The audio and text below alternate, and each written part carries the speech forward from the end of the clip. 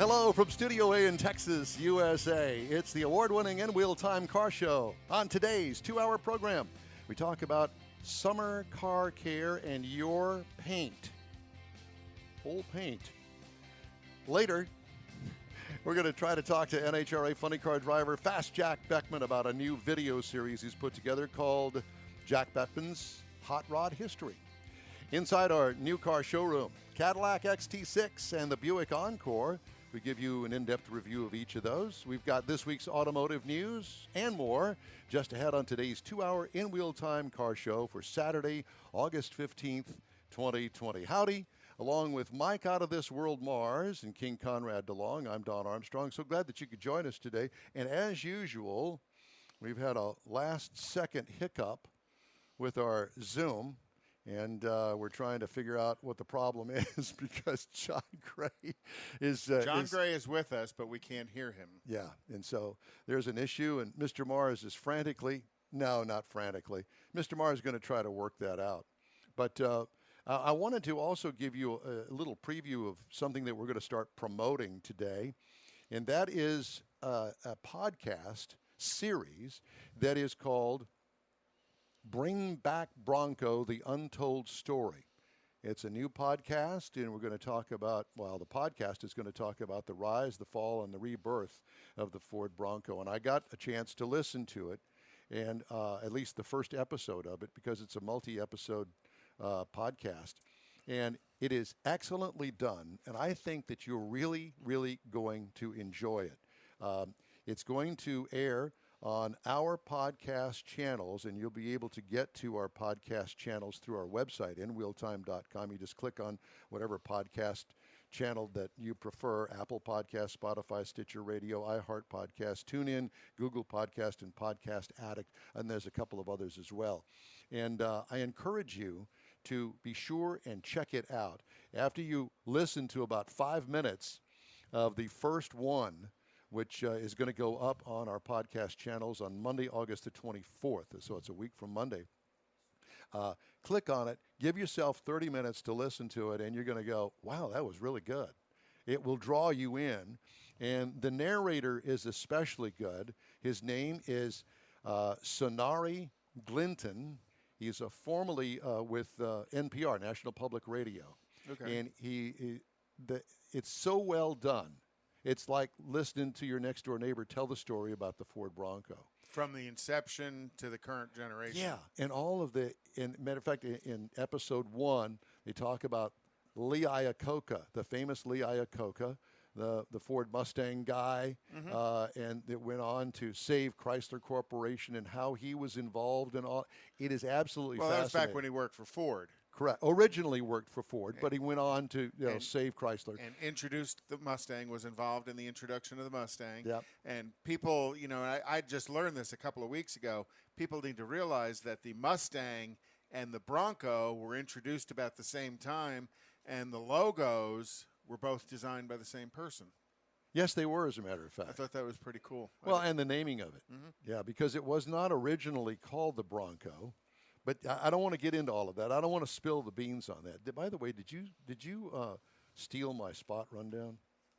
I think that you did. Oh, I did, and I gave it to Mars. Thank you. You're welcome. So at any rate, I wanted to be sure and mention that, and we're going to talk about it throughout the show today. We were going to talk to John Gray, and John Gray is with Gulf Coast Auto Shield, and has been a good friend of the show since really the inception of the show. And he taught everybody, including myself, how to wash a vehicle properly. Without scratching the heck out of it. And how to care for it. Well, yeah, but I mean, back to the washing thing. There's actual science to it. Psh, I didn't do any of that. Back in the day, I'd get the suds, get some Dawn dishwashing detergent, and away you go. And the broom out. Oh, yeah. All that stuff. Well, I don't do that anymore, thanks to John. Well, hopefully we'll get his sound potted up here in a second. We're not sure if it's you or Mars, but we're going to blame Mars for the moment. Yeah, let's blame him. I don't want to be. I've been blamed for everything all my life, and rightly so. But let's not do that today yet. Okay? Yet. Yeah. So, John, can you hear us? Yeah, he can hear us. We can't hear him. Okay. Okay, we're still working on that then. I don't quite. Well, John was also kind enough to do the ceramic coating on the Rally 350 in time for Autorama. And boy, I'll tell you, if you've not had your vehicle properly ceramic coated, and you want to bring that shine back to it as well as a level of protection to the paint, it made that car look like it was just painted. Well, first of all, let's start with the ceramic coating. It's not as if that it's some, hard thing. It's liquid. It's like a wax, for lack of a better term, but it's in a liquid form, and they put it on there. But after it goes through the whole paint correction routine, and with that comes all of the detailing. And, there was a lot of detailing that happened to your car and a lot of paint correction work. So it's like body work, so to speak. So when you have a crash and, as they say, it's all prior to the paint that makes the paint look good. Correct. And same thing with this. And then to put the coating on top of it, which brings the shine and the luster, but it also brings a level of protection to it. Because to be honest with you, I haven't had to do a real hard, heavy wash on that since. I just kind of wash it lightly and wipe it down, and it still looks as good. Well, it's been 3 years since he did that to the Corvette, my 2001 Corvette. And that hides underneath the cover most of the time. Yeah, which is really not all that great for it because it holds in moisture and other stuff. It holds in mice and squirrels and chipmunks. Well, not chipmunks, but mice and squirrels. Yeah, not underneath the cover, but in the engine compartment mainly. And that's what gnawed a hole through the vacuum line that controlled the air conditioning. And, so another good friend of yours helped me with getting that repaired, and what a nightmare that was.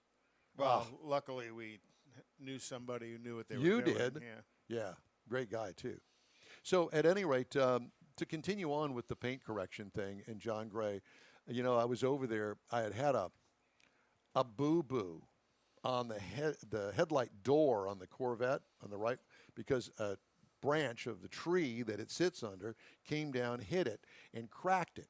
And not just cracked it, but it actually pushed part of the plastic, because it is plastic, it's not fiberglass, pushed it down a little bit. So the surface was unmatched. Uneven. Yeah. And so I had to take the headlight door cover, out to my buddy out at Sweet Rides, who we had on last week. And he fixed it and repainted it. And then I took it over to John, and he put the ceramic, recoated it. And I had never watched him actually coat it with the ceramic coating. It's liquid. Wipe it on there. Let it dry. Buff it off. It's on. It's done. Here you go. I think you said just a few seconds ago, it's all about the prep work before you do that. That's just as important as doing the well, and I got it coating. back from Mark Rancourt. Needless to say, it was absolutely perfect in every way as far as the paint was concerned. It was beautiful. Matter of fact, I stood there. He says, yeah, well, I'm going to buff that one more time. So it was perfect when I took it over there to Gulf Coast Auto Shield. And it was really sweet to watch. He has a gal that works for him that actually applied the coating. Got it on there. It got hazy. Buffed it off, done. Here you go. And put it on there, obviously matched perfectly. But I wanted to make sure that it had the right steps that the rest of the car had it. So it all matched when you put it back on. And you can't tell that I ever took it off, which is a miracle in itself, because usually, the door would be sideways. Cattywampers. Oh, yeah. That's always my luck. And then did I tell you about the turn signal issue that I had? No, not again. Something else. So I got all this work done. The car was all shined up and everything, and I was going to take it out on that weekend. Because you got to test drive it before you go drive the pace car this weekend. Dang it. I didn't really, do what I wanted to do on that Sunday and take I'm going to turn you that off there, Mr. Mars. But I wanted to take all of that and, drive the car. Okay, so Monday I drove it to work. Okay? I get to an intersection with the turn signal. clearly it's going fast. Yeah, one of the bulbs was out. That's what going fast means. It's not pulling enough amperage to put enough heat into the bimetal spring, so it goes. Yeah. Well, it was the left front turn signal. Oh, that's the fun one to get to. Yeah. That's not just in the front bumper. It's way up behind the front bumper. After you take down the access panel that has about 10 screws in it. 10. Laying on the ground in 105-degree temperature out in the sun. And, of course, the bulb is stuck in the lens from underneath. So you got to – and I don't have a lift. I had it on a jack stand, so at least I could get up there and kind of see it. Take the thing out. Well, it doesn't have enough cord on it for me to get two hands in there. So then I had to raise you gotta love engineers. Raise the headlight door, take the bezel off of the headlights to be able to squeeze an arm in there to hold one end of the socket, and then the other one I could get the bulb in there. Somewhere James Bragg is laughing at us because there's probably an easier way to do that. I'm sure there is. Well, of course, it would be, let's just go ahead and take the entire wheel well out of it, because that's what he did. So. Well, it's, those kind of things happen. It's like whenever you get to talking with John, we went over there and did a remote over at his place, and, he kind of showed us some of that stuff, and I'd really like to do that again sometime where he's actually doing some of that work. It's real easy to sit there and say we're buffering, or he's got a buffer that he's using on it and in liquid, but it's a whole lot nicer and neater to see when he's actually doing it. He's going to give us a walk around the shop and stuff. But so can we hear him yet? Do we know? No, can't. Okay. So looks like our interviews today have gone down the toilet because I don't know. It's all plugged in on this end, and I just I have no clue what I've done or what's happened. Well, I do know. I did move my audio console from here to over here. Well, that's just so you wouldn't turn your back to people when you were messing with the audio. Yeah. Well, look what we got. Nothing. Nothing. So, but Well, but John's always got a great collection of cars over there. The Gulf Coast Auto Shield has a pretty good relationship. Are you kidding me? A collection of cars. Have you been in there lately? No, I haven't been in there. Every time that I have been in there, he's got cars in there that's like this. It is just jam-packed in there. But he does a lot of Teslas. So I think he's got some kind of a relationship with the Tesla community, because every time I've been in there, he's had 2 or 3 Teslas in there. There was a Tesla in there. There was a Porsche in there. I think that there was a Lamborghini in there. A lot of high-end cars. And the business never stops. And he's always buried. But he manages to get the cars in and out of there.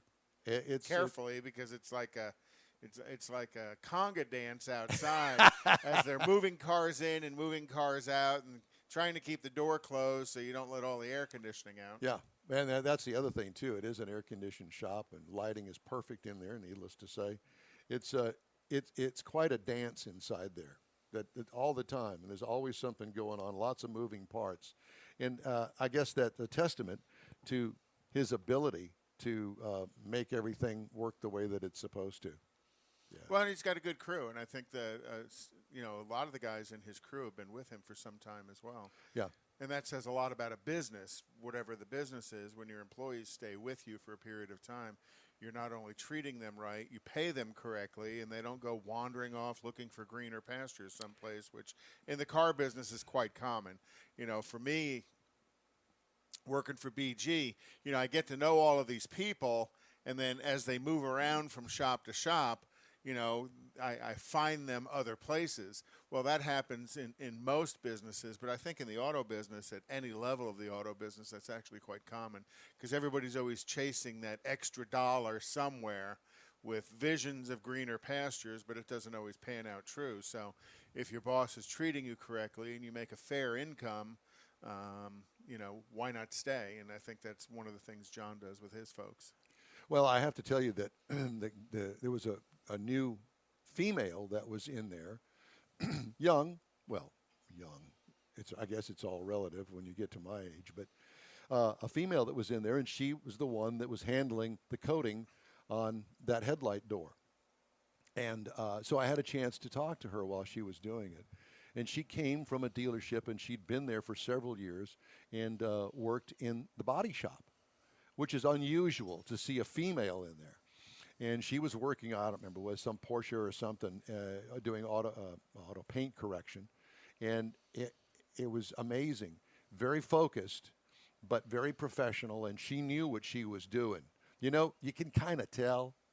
And John, I don't think has ever had anybody in there that doesn't know what is going on and how to do the job that he's got them doing. And I asked her, I said, so where did you come from? And she told me the dealership name. And, oh, yeah, I worked there for 3 or 4 years. And I got into the business this way and this way. And she worked her way up the ladder. And she was very, very good, very professional, and knew what she was doing. Here you go. Take my car and make it well. You know more about it than I do. Oh, yeah. And I think that, you know, growing up in my era, that would have never happened. Yeah, I couldn't imagine anybody going to Richardson Chevrolet and handing them your car, their car. There were and no. Say, here, fix this, because the first thing you do is you would buff pinstripes in it as you put that buffer wheel on and ripped all the paint off at all the high edges. I can't tell you. I will admit to you, now that you're watching, because the Richardson family don't know me from Adam, if there are any of them still alive.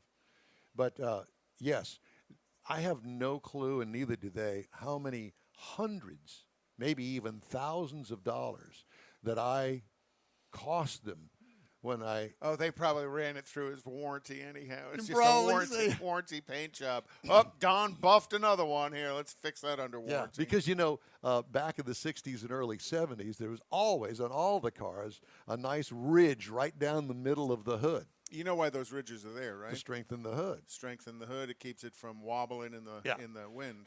Well, and especially those cheap white paint jobs that came from Chevrolet at the time. I mean, they were less than paper thin. And paint back then is different than it is paint now. Now, paint back then was really maybe just a 2 or 3 process job.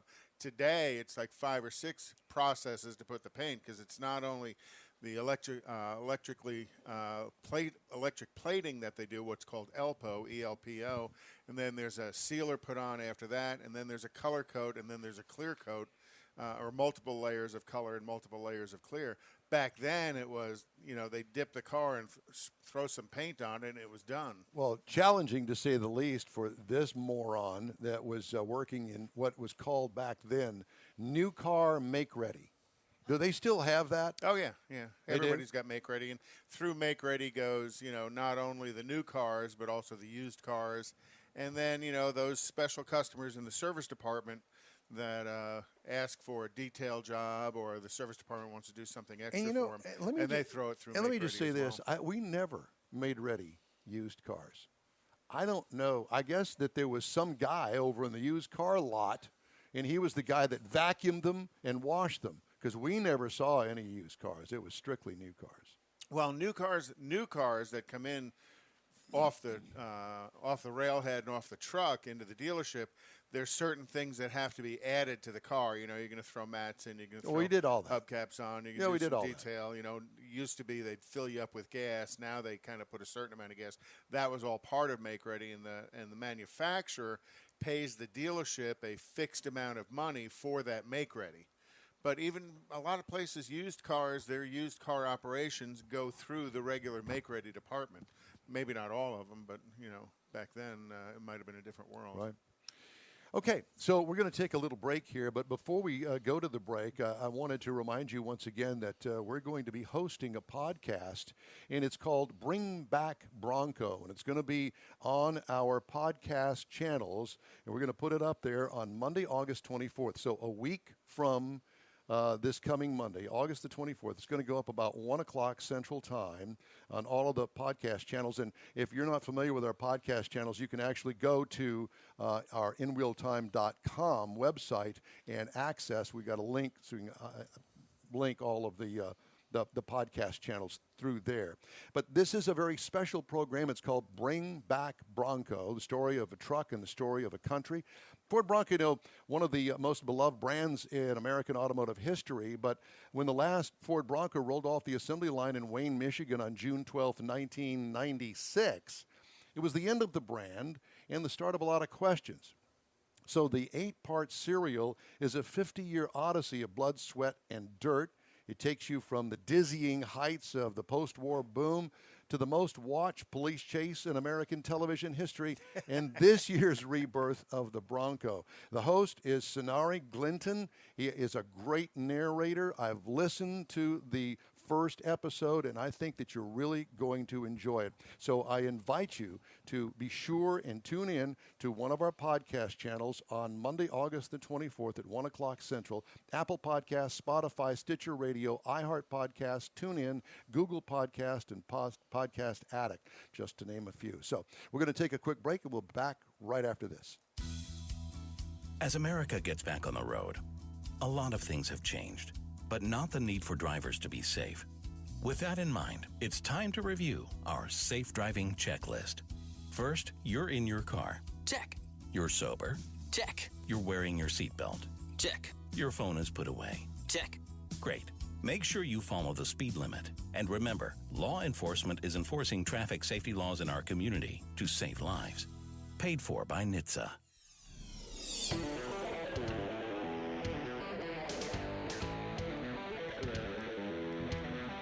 Hey, welcome back to the In Wheel Time program here on all of our podcast channels and also on InWheelTime.com. Pay no attention to the long-haired guy in the green shirt. He's still working on Zoom. Oh, my God. Well, The man behind the curtain. Our own Wizard of Oz, Odds, O-D-D-Z, Mike Mars. Wizard of Odds. I think that's rather fitting. And he's not paying any attention. So No, he's trying to fix the audio feed from Zoom. But at any rate. Sending a picture to David Ainsley. Yeah. So I think what I'm going to do is I'm going to help try, anyway, as little as I know about this, to help things out because Mars was scheduled to do this hour's car review now. But in the meantime, I'm going to do my car review. And I had the 2020 Buick Encore. Here are the trim levels. It comes in 1SV. Where does General Motors come up with this stuff? 1SV, which is the base model. Mm-hmm. Then it goes to Preferred, the Sport Touring, and the Essence, which is the top of the line. And I had the Essence. It's a small SUV, or we'd like to call it a subcompact. It's tiny, but very popular, and it seats 5 passengers. Exterior changes from last model year, first introduced in 2013 with minor updates. There's the interior. Let's pause and let's go back to the exterior features. It's small with an attractive Buick grille, nicely sculpted sides, faux skid plates front and rear, which helps the sporty appearance, I think. It also has some very nice wheel options. That one there is the top of the line. What I liked about it, the overall appearance. Cute. Yeah, it is. Yeah, it is. Yeah. And they sell quite a few of them. It's a pretty popular vehicle, but it's also at a great price point. Interior highlights. They include, first of all, it has the same infotainment system as other Buicks, and I have to say that it is excellent. Dash is nicely styled. Second row has flip-down armrest with cup holders. Cargo trunk room. It's small in the back.